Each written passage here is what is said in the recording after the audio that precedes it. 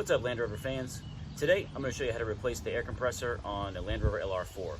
This is the same process for the LR3 and for the Range Rover Sports from like 2006 all the way through 2013.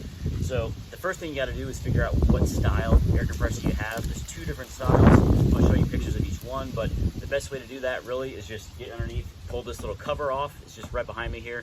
Drop the cover, take a look at it, and then go buy the part. So there's only like 3 screws to hold that cover on. Not a big deal. I'll show you how to pop it off and take a look, and then we'll get started replacing it. So if we look under here, we've got 2 T30 Torx. One right here. One in the front. Right there. And a 10mm bolt. Right. There's the hardware, 2 Torx, 1 10mm bolt. Just reach up here now, start popping those little clips off. There we go.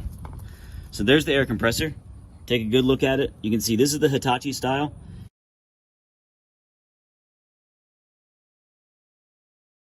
So at this point, if you haven't already, go in, buy the compressor. I bought mine on Amazon. It was about 140 bucks.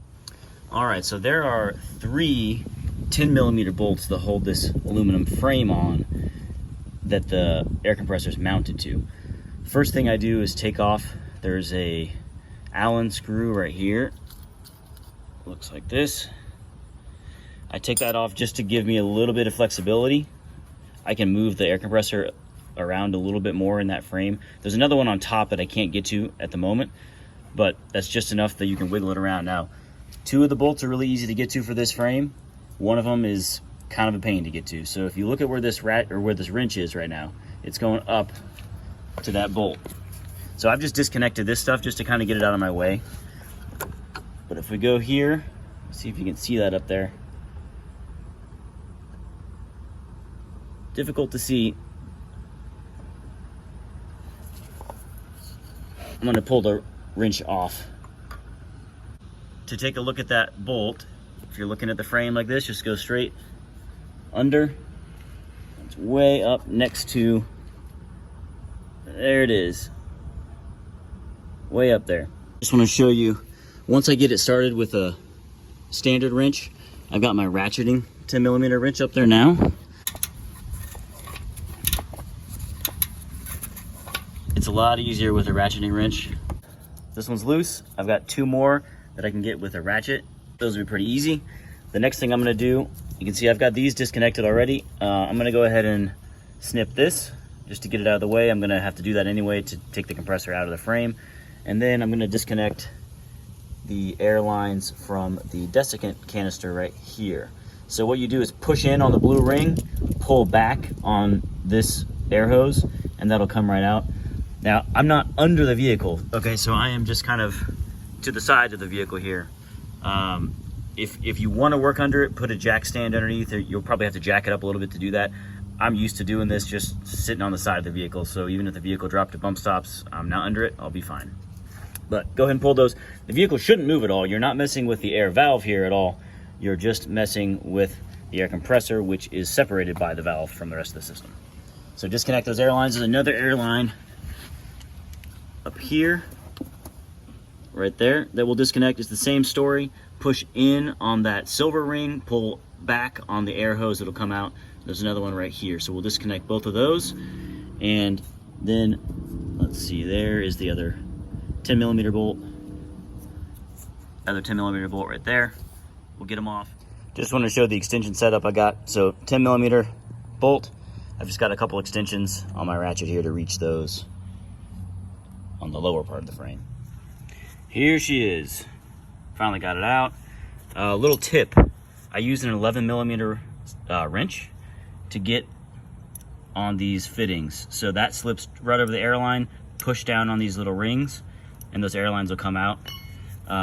They're different sizes, so this one's smaller, this one's larger. So when it goes back together, you can't fit the wrong airline into the wrong fitting. Easy enough. You can see this thing's pretty dirty. This airline stays connected, so it's just the blue ring here and these 2. And if we look up in there now, got a good space. I'm gonna just kind of clean this up. I'm gonna clean the airlines up before I put everything back. You can see them up there. But there is everything. The next thing we gotta do is get the air compressor out of this aluminum frame. So we'll undo this Allen right here. And then like I said, I already did the one on the underneath. That one comes off as well. And there's a little pin, but it just slips out of this frame. Let's get the new one in. So here's the frame with the air compressor removed from it. There are some 4mm Allen bolts that hold the compressor into the frame. So there's one on top, one on bottom, and then there's one kind of to the side. That's this guy right here. You can access that from the top once you get everything out. All right, new compressor is in place in the frame. Now I'm gonna bolt it back up and then reconnect all the air lines. It's just easier to do that way. Everything kind of sits where it should at that point. And I'm only gonna put the lower 2 bolts back in. So I do not put this top bolt back in because it is such a burden to put back in and a burden to ever get back out again if you want to replace the air compressor again. So I've never had any issues with these coming loose from just the 2 on the bottom holding that frame on. So let's get things back together and then I will show you once the air lines are reconnected. Got the new compressor in, reconnected these, slipped the connector back onto the fitting that holds to the frame. You can see I got all the air lines back in, others in the back.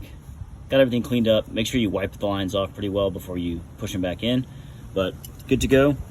Bolted up solid again, and now I'm just gonna put the cover on and we'll fire it up. I just got wrapped up. You can see it's really not that big of a job. Old one comes out, a couple screws here and there. The biggest trouble is that one 10mm bolt that's way up on the frame, kind of hard to get to. So this vehicle actually had an error for vehicle lifting slowly. If you see that, it could be just the desiccant itself has absorbed too much moisture and now you're getting either a clog in there or too much moisture in the lines. Or it could just be that the compressor itself is starting to slow down. So this is only about 20 bucks if you want to replace them. I think it's easy enough to just replace the whole compressor. You don't have to fiddle with any of this trying to get it out. Don't have to worry about leaks. If you have any questions, just post them up in the comment section. As always, guys, thanks for watching.